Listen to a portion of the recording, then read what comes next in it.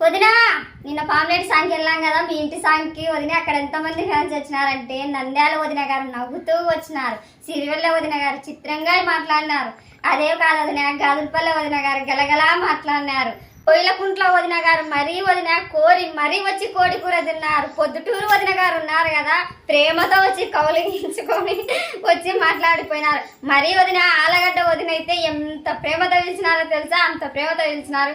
ఇవే కాదు వదిన హైదరాబాదు, నెల్లూరు, ఇలాంటి విశాఖపట్నం ఇలాంటి ఊర్లు చాలా మంది వచ్చినారు, కానీ దొంగ నువ్వు తప్పించుకొని పోయినావు కదా, ఇలాంటి వాళ్ళు వచ్చి హెచ్చరించారు, నా ఎమ్మడి వచ్చి ఇంకా కనుక్కుంటారని చెప్పేసి దొంగ వదినాను మొత్తానికి అయితే కదా. ఇంకా ఎంత దూరం పోతున్నాయో నా వీడియోలో అయితే నాకైతే బల్ల సంతోషం అనిపించింది వదిన. ఆ మందిలో వదిన అని నువ్వే కదా పిలిచేదని మాట్లాడుతుంటే అయ్యో బాబోయ్ అస్సలు ఎంత సంతోషం అనిపించింది అంటే అంత సంతోషం అనిపించింది. ఇంకొక విషయం చెప్పాలంటే నెక్స్ట్ వీడియోలో